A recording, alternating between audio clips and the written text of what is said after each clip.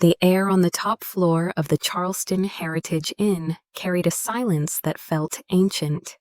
Old pine wood creaked under every footstep, and the wallpaper bore the gentle yellowing of time.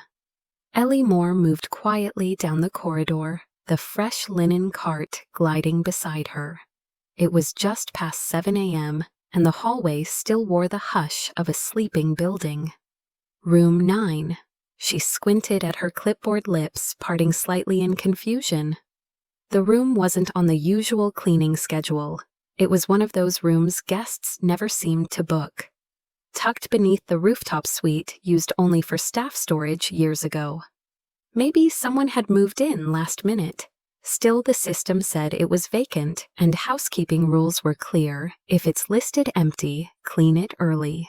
She pushed open the door. No keycard required. It was already unlocked. Warmth hit her first, a heavy, misty heat that clung to her skin. The overhead light was off, but sunlight spilled in through the slanted window, fractured by steam rising in the air. She blinked through the haze, stepping cautiously into the space. Then the sound. Water. A shower running. Her eyes widened.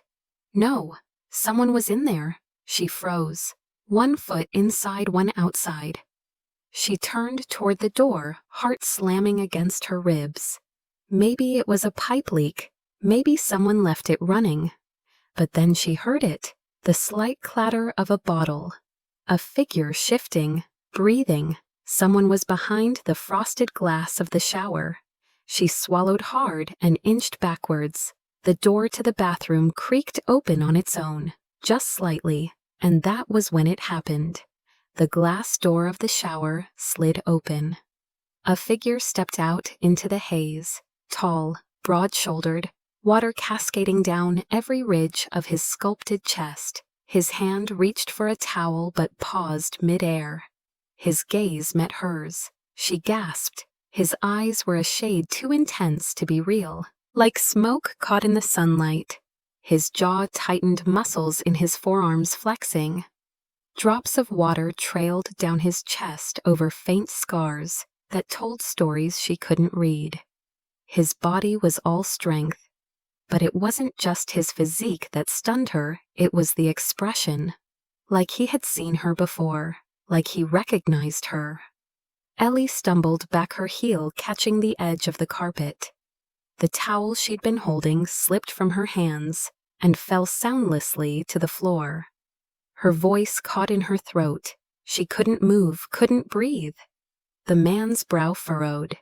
He took one step forward, his hand finally gripping the towel and wrapping it around his waist. He didn't say a word.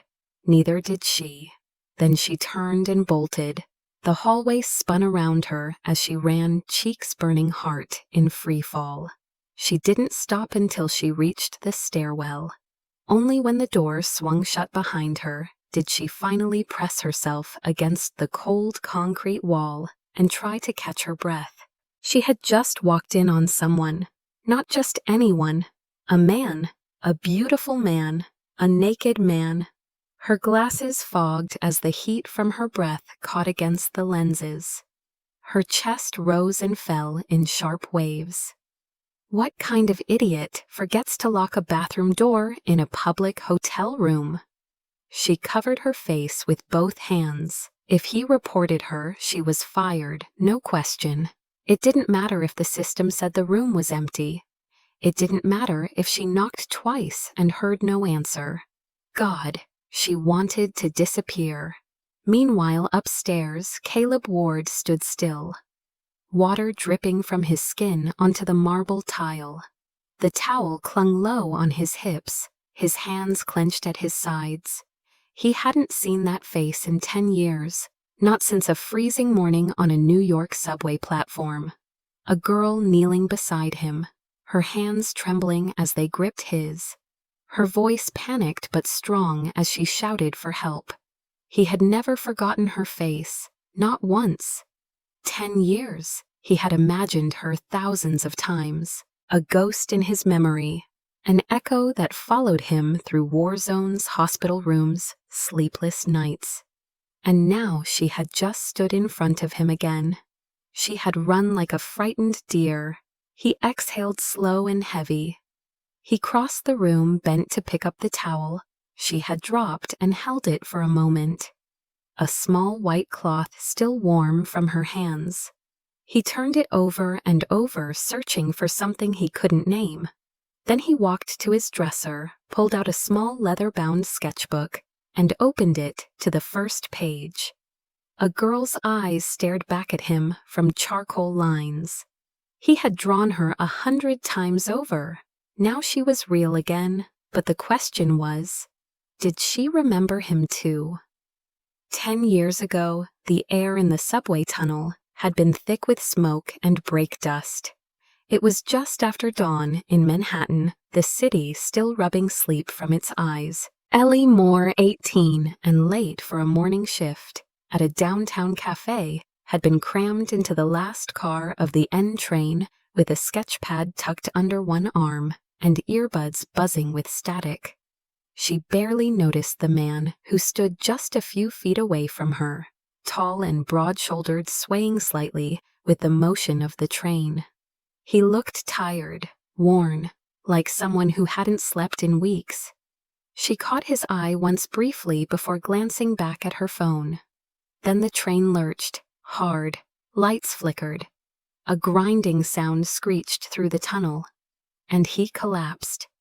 Ellie saw it happen in slow motion. One moment he was standing, the next he crumpled to the floor, his eyes rolling back. Body hitting the steel grate with a dull thud. People gasped, but no one moved. New Yorkers, always looking, never helping. Her body acted before her mind caught up. She dropped to her knees beside him, yanked out her earbuds, and grabbed his wrist. No pulse. She shook his shoulder hard, shouting at the surrounding passengers. "Someone call 911. Someone help me." He was unconscious, breathing shallow and ragged. She tilted his head, checked his airway. It was basic first aid stuff. Things she remembered from a school seminar. Her hands shook but didn't stop moving. Minutes passed like hours. The train finally stopped. Someone called for help. She stayed beside him until the EMTs pushed through the crowd and loaded him onto a stretcher. She remembered gripping his hand until the very last second. And then it was over. She was gone, running up the stairs into the cold morning light, late for work, her heart pounding. She never even knew his name. For her, it became one of those strange New York moments. The kind you tell yourself didn't matter, because it was just one person, one moment, and you had things to do, rent to pay, people to avoid. It faded into the background of 1,000 other days. But for Caleb Ward, that moment never left him. He remembered the sound of the train, the taste of metal in his mouth, the pain blooming in his chest, and her, the girl with shaking hands and fire in her eyes. Her voice was the last thing he heard before everything went black. When he woke up in the hospital 2 days later, they told him he'd suffered a cardiac arrhythmia, brought on by exhaustion and stress. They called it a miracle that someone had known enough to keep him stable until paramedics arrived. He didn't even have her name. All he had was a blurry memory of a girl with dark hair and scared eyes, and a sketch pad clutched under one arm. After recovering, he was sent into another phase of medical discharge evaluations. His time with the Marines had ended not with a bang, but with silence, migraines, and paperwork. His body was strong, his mind fractured. He tried to let go of the memory of the girl, but it clung to him like smoke. She had become his anchor, the unknown girl who saved his life. A year later, when he came into a small inheritance from his grandfather and used it to purchase an abandoned inn in Charleston, he did it with one hope: build something quiet, something safe, something that might one day attract the kind of people who moved quietly through life, like her. He had renovated it from the ground up floor by floor, handpicking every piece of wood, every stone. The attic suite, the very one she had walked into this morning, was his private space, untouched by staff. And yet here she was, the same girl. Her hair was longer now, her posture more guarded. But it was her. He would have known her anywhere. She had looked at him with panic, not recognition. That hit harder than he expected. Now he sat in silence, the sketchbook open in his lap. On the page was a charcoal drawing he'd made years ago. A faceless figure kneeling over a fallen man. Over time the lines had sharpened. The face had taken shape, not from memory alone, but from imagination, dreams, and longing. He had drawn her again and again, hoping to remember, hoping to forget. Downstairs, Ellie stood in the break room pouring cold coffee into a chipped mug. Her hands still trembled. Her mind replayed the image over and over, the way he had looked at her. Not angry, not surprised, something else. Familiarity. She shook it off. There was no way she knew him. She would remember a man like that, wouldn't she? She barely had time to think. There were rooms to clean, schedules to meet, rent due, medications to pick up for her mother. Her world didn't allow for distractions, especially not the kind that came wrapped in muscle and mystery. But something clung to her. That moment, that stare, it tugged at something she couldn't name, something buried. When she stepped back into the hallway, the light from the east window caught her face in just the right way. Caleb watched from the top of the stairwell, silently, still holding the sketchbook, still wondering how someone could save a life and forget. Ellie kept her head down for the rest of the day, eyes fixed on the floor, hands moving faster than usual. She scrubbed, wiped, and tucked linens with a kind of restless energy that only embarrassment could fuel.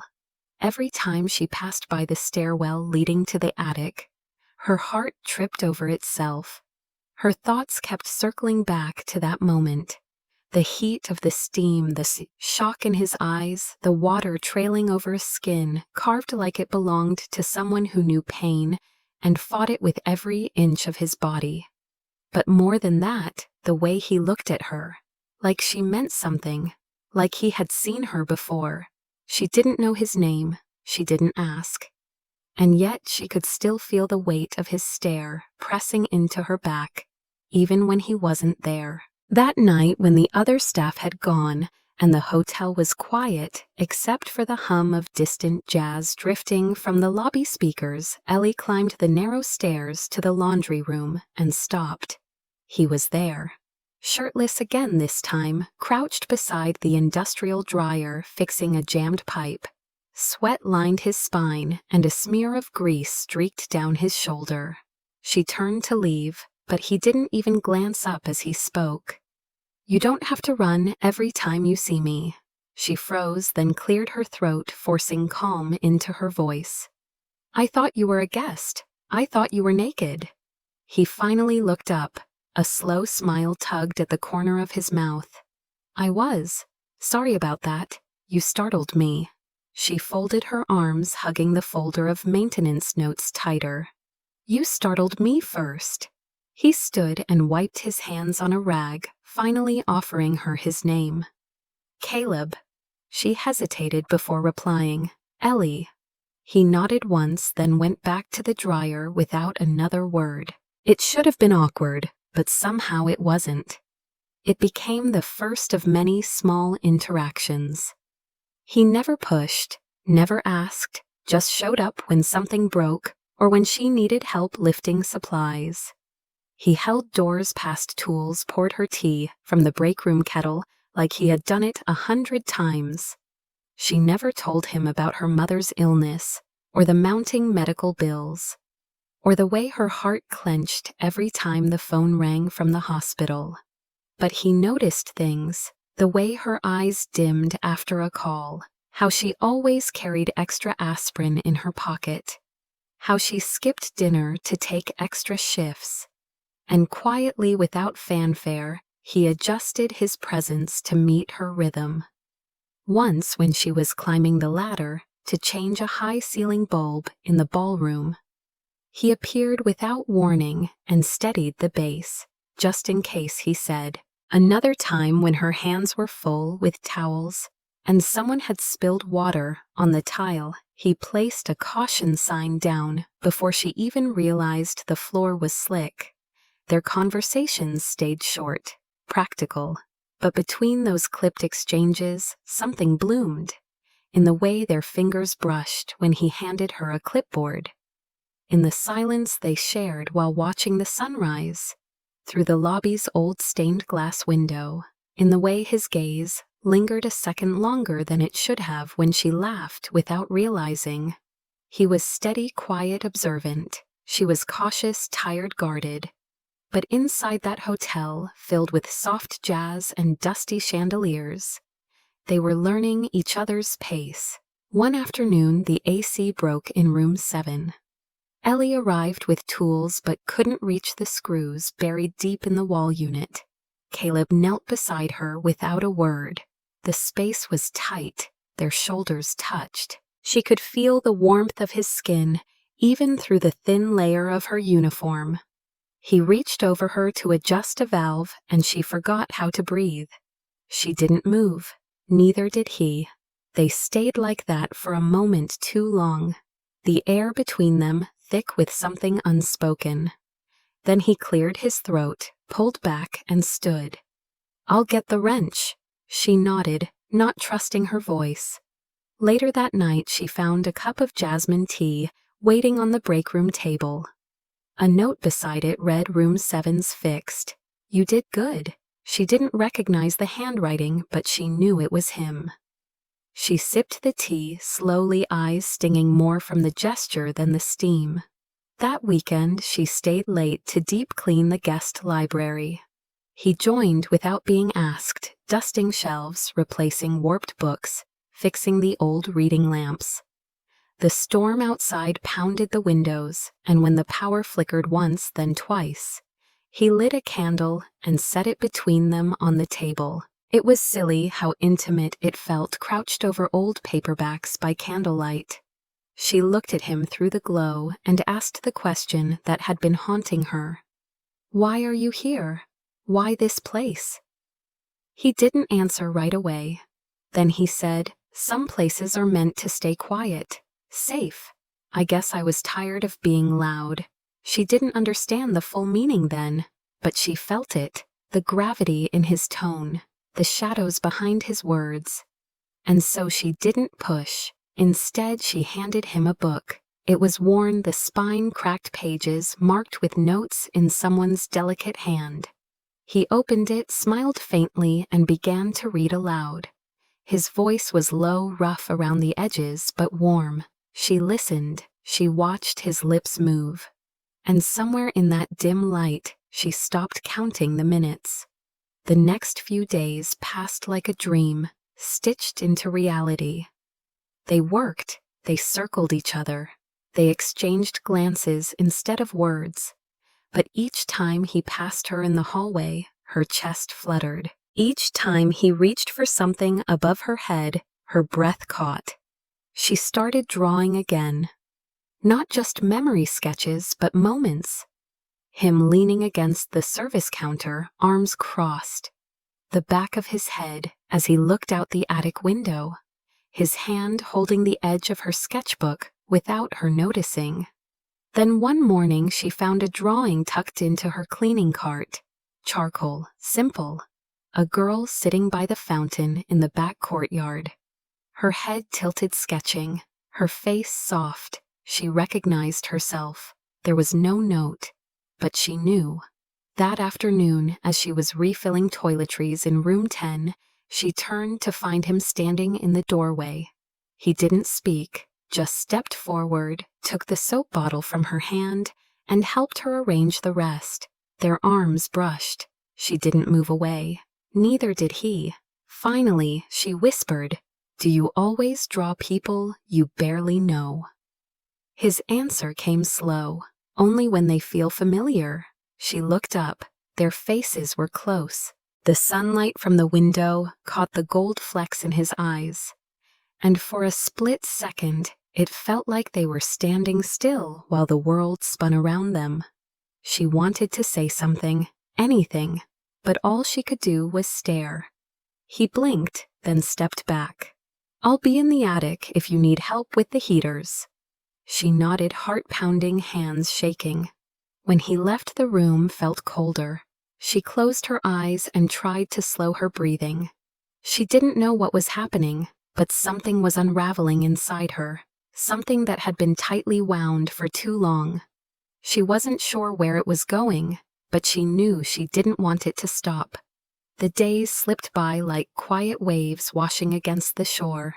Ellie found herself lingering in places she used to rush past.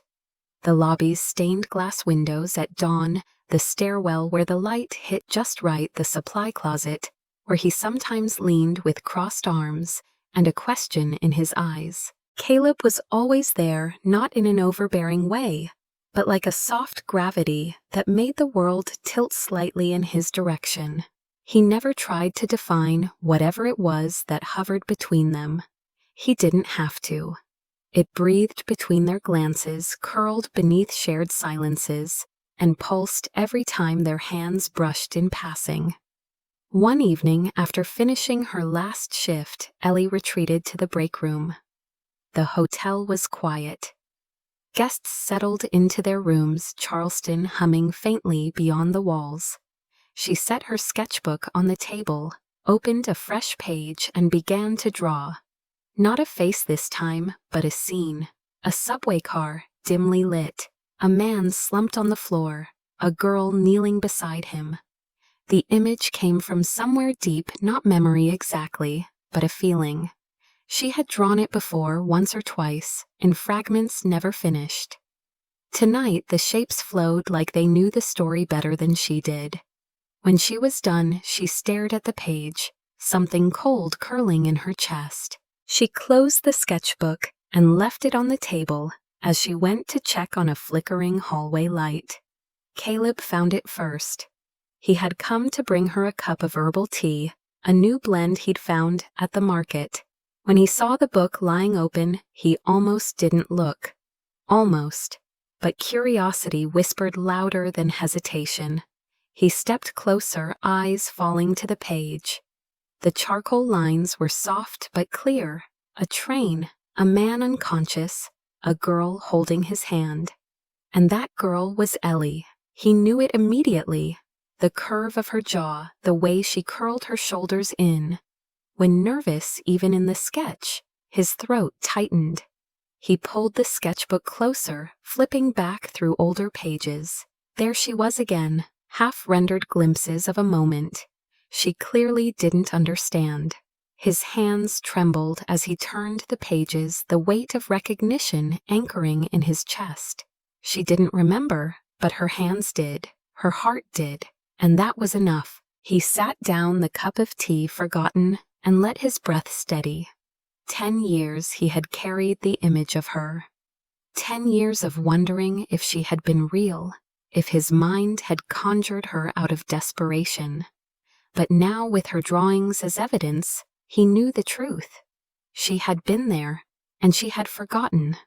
The realization hit harder than expected, not in bitterness, but in a kind of aching awe. That something so monumental to one person could be a blur to another. He could live with that. She had saved his life. She didn't owe him memory, too. Ellie returned minutes later, wiping dust from her hands.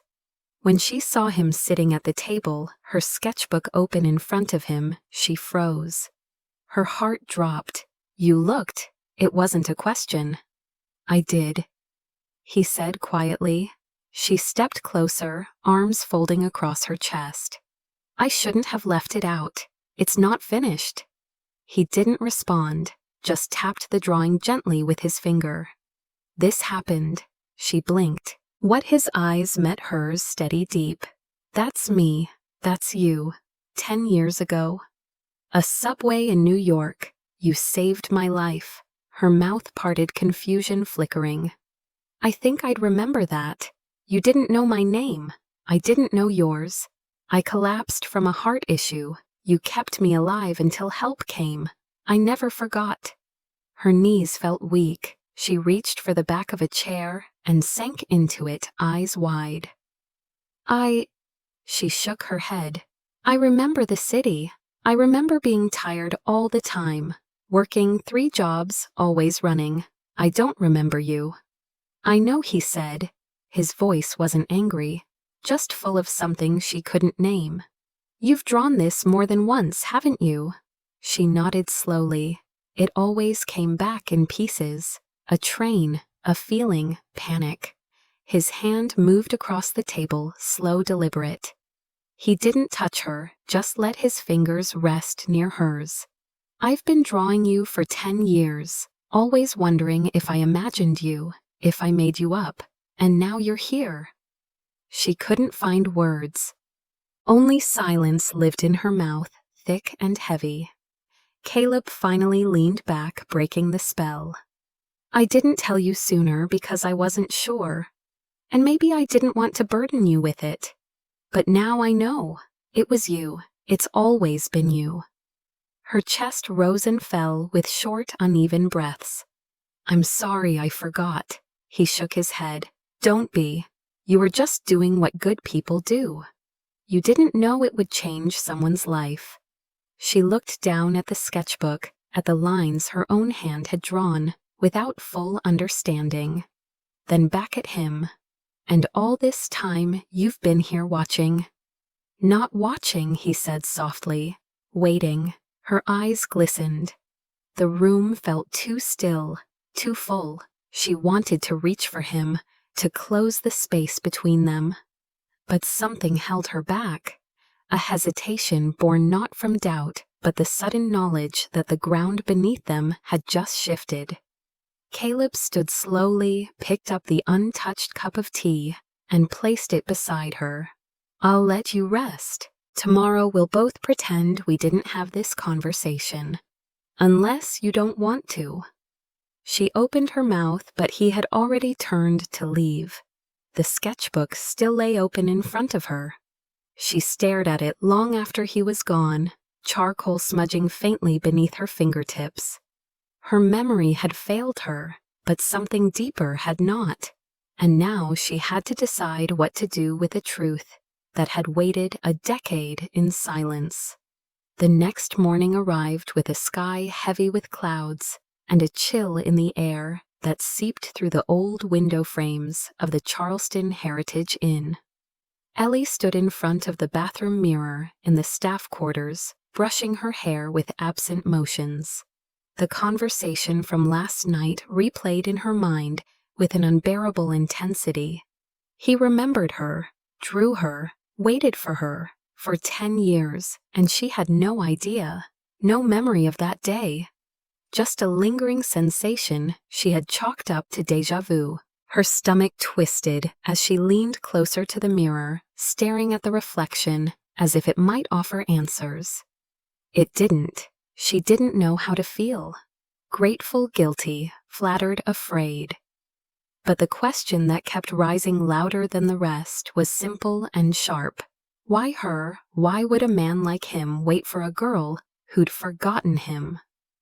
Downstairs, the hotel buzzed quietly, with early checkouts and the clink of breakfast trays.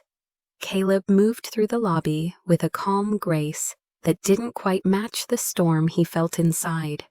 He had shared the truth finally. He'd watched her react, watched her eyes shimmer and her voice falter. But now he wasn't sure if it had been the right decision. Maybe he had rushed it. Maybe he had put pressure where there should have been gentleness. He didn't regret telling her, but he regretted the way her shoulders had tensed. Like she was bracing for impact, as if love was a weight she couldn't carry. In the staff break room, Ellie found a note clipped to her cleaning schedule. Her name was written in tight, sharp cursive. When she unfolded it, a simple message stared back. "Let me take you to dinner. Just dinner, no pressure. See." She folded the note back carefully, sliding it into her pocket, and did nothing. All day she avoided him. When he passed through the hallway near the linen closet, she slipped into another room.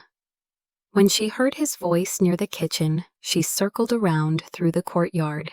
But avoidance could only work so long in a place this small. That night, as the rain tapped gently against the windows, Caleb found her in the garden shed, sorting seasonal linens. She didn't look up. "I'm busy," she said softly. He stepped closer but kept his hands at his sides. "You're always busy, Ellie." She exhaled slowly and looked up at him. Her eyes held a storm he recognized, fear wrapped in exhaustion. "You want me to remember. I want you to feel safe," he corrected. Her voice wavered. "But I don't. I don't know how to be what you remember. I'm not that girl anymore. The one who saved you. The one who drew strangers because she believed in people. That girl's long gone." He stepped forward, slow but steady. "You're still her, just with more scars." Her mouth quivered. "I don't have room in my life for this, whatever this is. My mother's treatments just doubled. I barely pay rent. I don't sleep. I'm 30. I clean up after people who'll never see me. I don't have space for memories or miracles." His eyes didn't waver. "Then let me be the one who makes space for you." Her hands clenched. "You don't get it. You don't know what it's like to carry people." He hesitated, then said quietly, "I carried an entire unit through Afghanistan. I buried my best friend before I turned 22. I wake up most nights wondering who I failed. I do know what it means to carry." The shed filled with silence thick as fog. Then she whispered, "I can't be someone's second chance. I'm barely holding myself together." He nodded once, stepping back. "I'm not asking you to fix me, or let me fix you. But maybe we could be two people who stop pretending we don't need someone." She blinked hard, but no tears fell. Her voice broke anyway. "I want to want that. I just don't think I know how." He left without pressing, left her alone with the quiet and her own echoing fear. That night she lay awake, staring at the cracked ceiling above her bed. Her mother coughed softly from the next room. Bills lay stacked on the table. Hope felt like a dangerous indulgence. The next week passed in fragments. She returned to silence. Caleb didn't chase, didn't push, but his absence felt louder than his presence. The air between them shifted. Still waited, still unfinished. Then the real blow came. A call from the hospital. Her mother's condition had worsened. A rare complication. She would need an experimental treatment, one not covered by insurance. The cost was astronomical. Ellie sat in the hospital corridor after the appointment. Fingers curled into her coat, eyes burning. Her mother, pale and calm behind the glass, had smiled and said, "We've been through worse." But Ellie wasn't sure they had. She went home to find another letter waiting on her kitchen table. This one was handwritten in black ink. A clinic in Maryland was willing to provide the treatment. A donor had anonymously offered to cover the full cost. No names, no details, just approval papers with signatures from parties she didn't recognize. She stared at the document, heart racing. It had to be Caleb. But why anonymously? Why help from the shadows? She felt the heat of shame rise in her chest. She had pushed him away, dismissed him, told him she didn't want saving. And still he had stepped in, quietly, without expecting anything. She didn't know whether to scream or sob. She grabbed her coat and rushed to the hotel. He wasn't in his suite, not in the library, not in the courtyard. It was nearly midnight by the time she found him on the rooftop, rain slicking his hair to his forehead, a glass of untouched whiskey in his hand. "Why?" she demanded. He turned slowly. His face was unreadable. "Why what? Why pay for my mother's treatment? Why hide it? Why keep showing up? His voice was quiet. Because you saved me, and because you don't owe me anything for that. She stepped forward. Her hair was soaked. Her hands trembled. I didn't ask for your help. I didn't want to need anyone. I know, he said. That's why I helped anyway. Her chest heaved. I can't pay you back. I don't want you to. Then what do you want, Caleb? His jaw tightened. I want you to stop running. From yourself. From me. From the idea that maybe, just maybe, you deserve more than just surviving. The rooftop was cold, wet, but she had never felt more exposed. Her next words came like broken glass. I'm scared of being seen, of being wanted, of not being enough. His voice cracked as he stepped closer. Then let me want you exactly as you are. And if you break, I'll sit with you in the ruins. She let the silence stretch, heart pounding, the wind tangling her hair across her cheek. Then without a word, she reached for his hand, and for the first time in a long time, she didn't pull away. The morning after the rooftop storm, the hotel stirred with a quiet rhythm. The scent of fresh linen and brewed coffee, weaving through the halls like a hymn. But for Ellie, the world felt entirely new, like someone had wiped the fog off the glass and let her see through to something that had always been there. She stood in the laundry room folding towels, her fingers moving with practiced ease, but her thoughts drifted back to the rooftop, to the weight of Caleb's hand in hers, to his voice saying he would sit with her in the ruins. That was the moment she stopped pretending she didn't feel it too. The ache when he was near, the heat under her skin when his voice dropped an octave, the comfort in the silence they shared. That same day, a family of 5 arrived at the hotel after a sudden cancellation. The rooms were tight, the staff thin, and the manager frantic. Ellie volunteered to prep the attic suite, the very one Caleb rarely let anyone touch. She hesitated before knocking on his door, her fist hovering over the polished wood, then finally knocked. Caleb opened it half a second later, barefoot t-shirt, wrinkled eyes wide like he hadn't expected her. She inhaled. I need the suite. Last-minute guests. He stepped aside wordlessly, nodding. She stepped in the room, warm from late morning light, and the faint smell of cedar. As she moved toward the closet for fresh bedding, she paused near the windowsill where a charcoal sketch of her sat framed in a simple black frame. She touched the edge. You kept it up. He joined her at the window, folding his arms. It reminds me why I started this place. Why I stayed. She turned to face him, her voice soft.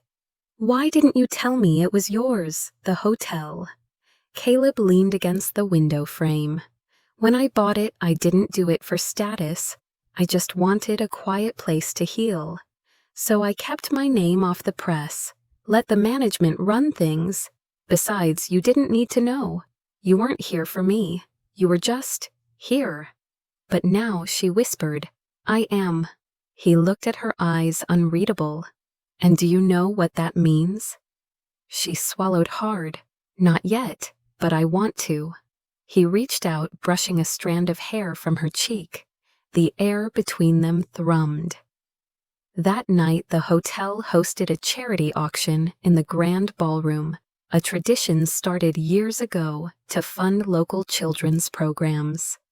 Caleb was expected to speak, and for the first time, he asked Ellie to attend not as staff but beside him. She hesitated when she saw the dress he left for her in the break room locker, soft silver blue silk with a note. For one night be seen. She almost left it hanging there, almost walked away. But something stronger than fear pulled her back. She stepped into the gown and into the room with her spine straight and eyes forward. When Caleb saw her across the ballroom, his breath caught in his chest. She looked nothing like the girl who wiped down baseboards and scrubbed bathroom tile. She looked like the woman who had been living in his memory for a decade, reborn in flesh and fire. He crossed the room without hesitation, took her hand and led her to the center. As the music shifted into a slow, elegant rhythm, he pulled her into a dance neither had practiced. They moved with quiet coordination, her fingers curled against his chest, his hand steady at her back. "You look like something out of a dream," he murmured, and for once she didn't deflect. She let herself feel wanted, seen, desired. The song ended, the applause faded. Caleb took the stage to speak, and Ellie stepped aside, lingering in the shadows. He didn't use notes, didn't need them. "I came to Charleston 10 years ago with nothing but a name and a heartbeat someone else gave back to me. A stranger pulled me out of the dark, and I never got the chance to thank her, until now." He looked directly at Ellie. She froze. "Tonight, I'm standing in front of you because someone chose to care when it would have been easier not to. This hotel stands because I believed in creating a place where people could be seen even when they were trying not to be." He stepped down from the podium, applause filling the room, but Ellie didn't hear it. All she could hear was the thud of her own heart. He came to her side again.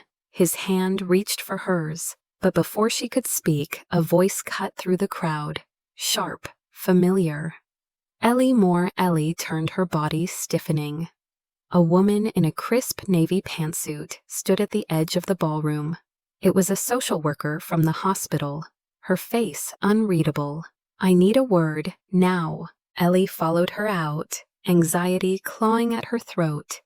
"Your mother's been transferred to a critical care unit. The treatment triggered complications. She's stable now, but it's serious." Ellie's knees buckled, and she leaned against the corridor wall. "I need to see her. I need." The woman's voice gentled. "She's awake, asking for you." Caleb was at her side in seconds. He didn't ask questions. He just grabbed his coat and keys and said, "Come on." They drove through the rain, the city blurring outside the window, her hand in his the entire time. When they arrived, Ellie ran through the hospital doors. Heels forgotten in the car, silk hem soaked. Her mother lay in bed, pale but smiling. "You look beautiful," she whispered. Caleb stepped back, letting them have the moment. But as he turned to leave the room, Ellie called after him, "Stay, please."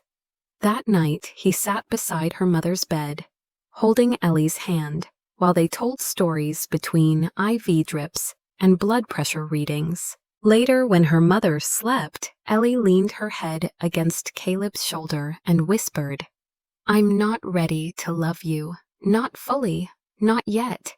He turned his head to kiss her temple. "I'll wait, as long as you need." She closed her eyes, the hum of the machines soft around them, the weight of his arm steady at her back.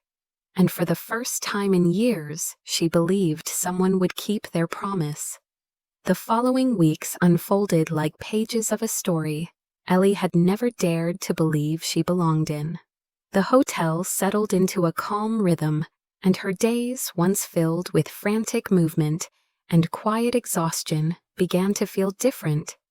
Full but not heavy, her mother's condition stabilized thanks to the treatment Caleb had quietly ensured she received, and Ellie found herself visiting the hospital, not with dread but with hope. She brought fresh flowers to the room, folded laundry without resentment, and sometimes just sat beside her mother, watching the light shift on the white walls, letting the silence between them speak. Caleb never asked for recognition, never made his help into a debt. He returned to the rhythms of the hotel, handling late-night guest emergencies, overseeing renovations in the West Wing, walking the perimeter at dawn with coffee in one hand and blueprints in the other. But there was a subtle difference now, a quiet gravity that kept drawing Ellie closer, like a song she had known once in another life. She started drawing again, more freely this time. in the garden, in the laundry room, even at the front desk. When the night shift dragged on, and the world outside fell still, she filled pages with fleeting expressions, glimpses of movement, stolen laughter. But one sketch stood out, a profile of Caleb bent over a guest registry. Sleeves rolled to the elbows, brow furrowed in focus. She left it on his desk one evening without a note. The next morning, it was framed and hung on the hallway, leading to the staff wing. No name, no explanation, just art where there used to be emptiness. One Saturday morning, Caleb surprised her with a key. Not to a room, but to a door in the east courtyard that had long been stuck shut. She raised an eyebrow as he handed it to her. "What's behind it?" He gave a small smile. "Go find out." She turned the lock and stepped into a sunlit room with high ceilings, tall windows, and empty shelves lining the walls. The smell of dust and forgotten stories filled the air. "What is this place?" she asked. He stepped in beside her, voice soft. "A library, or it was. I thought maybe it could be again." Her eyes swept the space, the light, the quiet, the potential for what she asked. "For you," he said simply. She blinked. "You want me to run a library? I want you to build something that feels like yours, something more than survival, something that lets you stay." Her throat tightened. "And what do you want in return?" He looked at her. "Just dinner, and maybe to see you smile like you mean it." She did smile then, not because he asked, but because the space inside her had finally made room for it. Over the next month, Ellie worked after her shifts to clean out the library room. Caleb brought paint samples and ladders occasionally, carrying in boxes of donated books from local stores or old guests who still sent letters to the hotel. Her mother, slowly regaining strength, began helping to sorting books by genre and telling stories from her own librarian days. The room slowly transformed. Dust turned to polished, shadows turned to warmth. A sign carved by a local artist was hung near the door, "The Still Room." When Ellie asked about the name, Caleb shrugged. "Just felt right. A place where things settle, where people can breathe." The night before the library's quiet opening, Ellie stood alone in the middle of the room, looking at everything she and Caleb had built. She ran her fingers along the spines, feeling each book like a pulse, and then turned to find him leaning in the doorway, watching her with that quiet, familiar intensity. "You okay?" he asked. She nodded. "Better than I've been in years." He walked to her slowly, each step deliberate. She looked up at him, voice barely above a whisper. "I don't know how to say thank you for any of this." "You don't have to," he said. "Just stay." She touched his hand. "And if I fall apart again, then I'll help you pick up the pieces. No fixing, just holding space." Her eyes shimmered. "I think I love you. I think I always did." He smiled, brushing a strand of hair from her cheek. "I think I've been waiting 10 years to hear you say that." She leaned into him, their foreheads touching, and in that quiet, sunlit room filled with books and new beginnings, they kissed, not like a firework, but like a promise. The next morning, guests and staff wandered into the library, for the first time curious and drawn by the scent of paper and fresh coffee. Ellie stood behind the reception table, cataloging donations with her mother beside her. Caleb stopped by midday with a tray of pastries and a thermos of her favorite tea. He kissed her cheek in front of everyone, and for the first time she didn't flinch, didn't hide. Later that week, a letter arrived from the city council approving funding for the Still Room to host weekly literacy programs for underprivileged kids. Ellie cried quietly in the break room when she read it, then laughed when Caleb walked in and offered her a tissue. Before she could ask, "Everything okay?" he asked. She wiped her eyes. More than okay. That weekend, the Charleston Gazette featured a story on the Heritage Inn's transformation, complete with a photo of Caleb and Ellie standing in front of the library door. The headline read, "From Silent Strangers to Stewards of Hope." Ellie tucked the clipping into her journal next to an old sketch of a girl in a subway train and a man slumped against her shoulder. One night, as they walked the quiet garden path behind the hotel, Ellie stopped beneath the wisteria tree and turned to him. "Can I ask you something?" "Anything. Why did you wait 10 years? All this time?" He took a breath.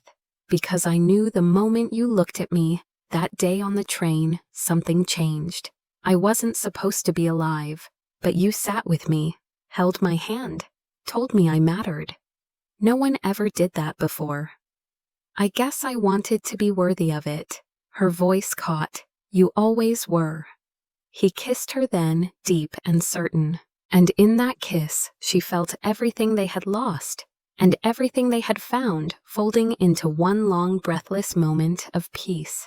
As they walked back toward the hotel, lights hand in hand, the path ahead no longer felt narrow. It felt open, possible. The storm had passed, the stillness remained, and together they were building something real.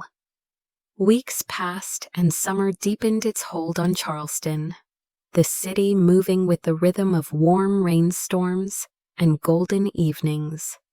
At the Charleston Heritage Inn, life settled into a new kind of ordinary one that pulsed with quiet joy and familiar tenderness. Ellie rose early, not out of necessity, but out of desire. She spent mornings opening the still room, arranging chairs for local kids, arriving for reading sessions, welcoming guests who wandered in, holding teacups and curiosity. Caleb made it a habit to stop by mid-morning, leaning in the doorframe, with a fresh croissant or a hand-scrawled note tucked into a paperback novel. Her mother, now strong enough to return home, often visited on Sundays, sitting in the sunlit corner of the library, knitting shawls and chatting with regulars. The inn became more than a place to stay. It became a place where people stayed to breathe, to heal, to feel seen. One Saturday afternoon, after the last child had been picked up and the shelves restocked, Ellie locked the library doors and walked slowly through the empty corridor. She found Caleb in the kitchen, helping prep for a small anniversary dinner party. His sleeves were rolled up, flowers streaked his forearm, and a smudge of chocolate sat on his cheek. Without a word, she stepped up and kissed him there. He raised an eyebrow, grinning. "No complaints about me being in your kitchen," she teased. "It's our kitchen now," he said, brushing his fingers against hers. That night, after the guests had left and the inn quieted down, they sat together on the rooftop, just like that night, weeks ago, when everything cracked open. Below them, the city shimmered in the dark. Ellie leaned into him, her voice low. "You know what still amazes me? What that someone like me could end up with someone like you." Caleb turned his gaze, serious but soft. "Don't ever say that again. Someone like me doesn't mean anything. It was always just us. You saved me once. You saved me again."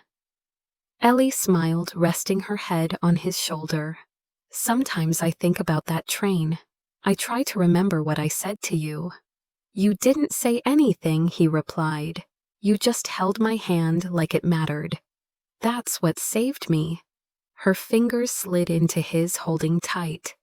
"I'm not afraid anymore," she whispered, "of being seen, of wanting more, of staying."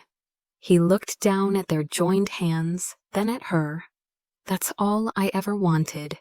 A few days later, a letter arrived from a young woman who had once stayed at the inn. She had spent a single night there after escaping a painful relationship, and wrote about how the quiet comfort of the space, the warmth of the staff, the light in the library had given her the strength to begin again.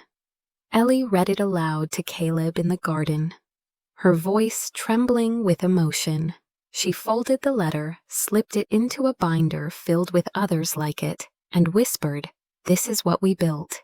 This is what you waited for." "No," he said, pulling her close. "This is what we're still building."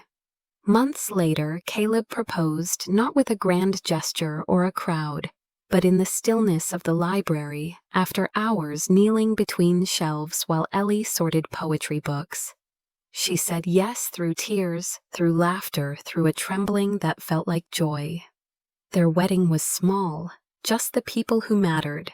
Her mother in the front row, Caleb's old army friend standing beside him, a local kid reading a poem during the ceremony, and after the vows they walked hand in hand down the garden path. Petals falling around them, two souls who had survived their own undoing. At the reception, Caleb raised a glass, his voice carrying over the clink of forks and the rustle of summer wind. This isn't a story about a millionaire falling in love with a cleaning girl. This is a story about two people who stopped hiding, who stood still long enough to be found. He turned to Ellie, his voice thick. And this is a story I'll keep telling every day we wake up and choose to stay. Later that night, long after the guests had gone and the stars had taken over the sky, Ellie stood barefoot on the porch, watching fireflies blink in the garden. Caleb came up behind her, wrapping his arms around her waist, his voice a murmur against her neck. "What are you thinking?" She turned slightly. "That I'm finally home. That I don't need to run anymore. That peace doesn't always look like silence. It can look like this, like us." He pressed a kiss to her shoulder. "You saved me, Ellie. You still do." She smiled, tears slipping silently down her cheeks. "And you reminded me that love doesn't need fixing. It just needs seeing." The moon climbed higher, casting silver light over the inn, over the garden, over two people who had found not perfection, but something better, acceptance, healing, and the choice to stay.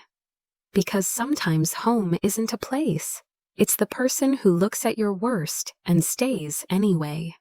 It's the hand that never lets go. It's the quiet promise whispered in the dark, "I'm here, and I'm not leaving."